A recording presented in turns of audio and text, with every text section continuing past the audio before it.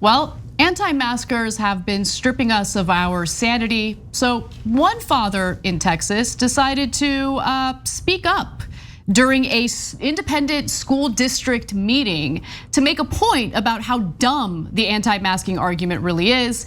And he decided to strip in order to do just that. I'm here to say that I do not like government or any other entity, just ask my wife, telling me what to do. But sometimes I got to push the envelope a little bit, and I just decided that I'm gonna not just talk about it, but I'm gonna walk the walk. At work, they make me wear this jacket. I hate it. They make me wear this shirt and tie. I hate it. On the way over here, I ran 3 stop signs and 4 red lights. I almost killed somebody out there. But by God, it's my roads too. So I have every right to drive as fast as I want to, make the turns that I want to. I got over here to the school today and the parking lot's full, and I decided I was gonna park wherever the hell I want to, which in this case happened to be a handicap. But I really hate my clothes. So,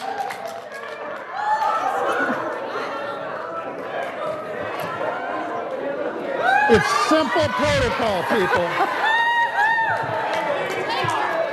We follow certain rules.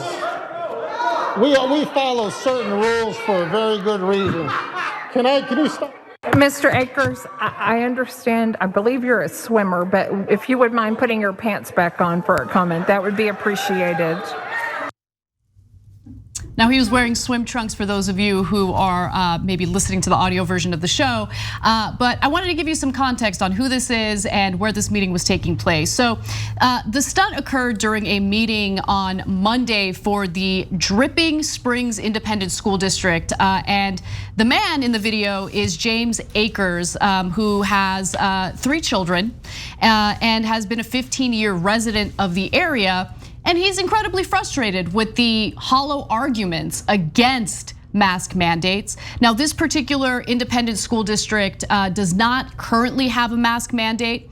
But later, while speaking to a local station, he said the following: "There are too many voices out there that I think are digging in for political reasons and absolutely just not thinking about the common sense decisions we make every day to comply with everything from driving down the road and being safe and courteous to other drivers and not parking in handicap spots. All these rules that we're given every day that we follow because they make sense, and we know ourselves that it makes sense for the community." So he's basically saying, like, look, we follow all sorts of rules, and it's to make communities safer. It's to be courteous to one another, to be kind to one another. And it has nothing to do with authoritarianism. It has nothing to do with big government. It has everything to do with living in a civil society that tends to run relatively well.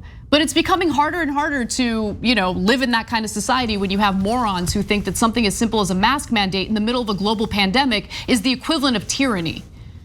Yeah, well, she asked him to put his pants back on. You know what I call that, Anna? Tyranny. Exactly.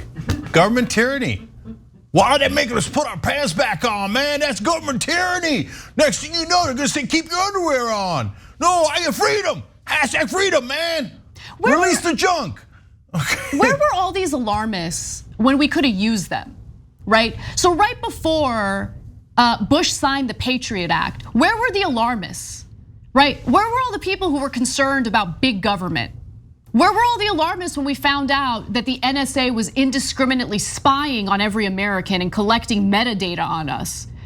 I mean, it's amazing, right? Because throughout the last several decades, our civil liberties have been violated. Our rights have been rolled back thanks to the fear mongering in the mainstream press and by government officials in regard to non-existent threats like, ooh, big bad terrorists are gonna allegedly come into our country and kill every one of us. People just gave away their rights, willy-nilly, no problem. Now we're dealing with a real crisis where you have hundreds of thousands of Americans already dead. You have several states in the US right now with hospitals at capacity. They can't take in more COVID patients. They're overwhelmed. And no. All of a sudden, simple things like wearing a mask, Simple things like keeping educators safe, keeping children safe, keeping the community safe, that's allegedly authoritarianism, that's tyranny. Well, there's more, yeah. So first of all, James Akers, I love that he made the point that in the way that he did, because it drew attention and it made people think for a second. Yeah, wait a minute, is it government tyranny for us to stop at stop signs? I mean, that does take my freedom away. I don't want to stop at some stop signs. I don't think some of them are placed right, and I don't really want to slow down. I want to get to the store quicker. Government tyranny, red lights. It takes my freedom away. By the way, so I grew up in Turkey until I was 8 years old, and not all the roads had red lights, had any traffic lights at all. And I remember when they first started putting them in some places. And I know it sounds amazing, right? And when they first put them in, a lot of people in Turkey did make the tyranny argument. They're like, now we got to stop for each other instead of just running into each other. And fights would break out if people stopped at red lights. They'd be like, what are you doing? Why are you stopping at a red light? We have a right to the road. Screw the other guys, let's just run through it, right? I swear to God, it happened all the time. So this is not just about America. There's knuckleheads everywhere. And they really believe they own the road, they own everything. And other people don't matter at all. I mean. So like, okay, look, let's just, Cenk, we get fondled by the TSA every time we want to take a flight. Okay, don't talk to me about tyranny when we've given away all sorts of rights for nonsense reasons. Okay, it blows my mind. Wearing a mask is tyranny when it comes to a contagious virus that people are dying from as we speak. I just don't get it. Like, when you think about the last several decades and all the crap that we've had to go through because people, again, willy-nilly, they all got scared and they willy-nilly gave our rights away. Now all of a sudden they're like, no, the buck stops here. No, this is not okay. We're not gonna wear masks. We're not gonna get vaccinated when it comes to a public health issue, when it comes to an actual threat. But fondling us at airports, we're all right with that. Indiscriminately spying on us, we're okay with that. Giving away our privacy rights, our civil liberties, we're totally fine with that. It's just, I don't get it. I don't get this country. I don't get this country. But if you extend it out logically, and this is not really hyperbole. So do you have a right to murder other people or fire bullets indiscriminately in a crowded area?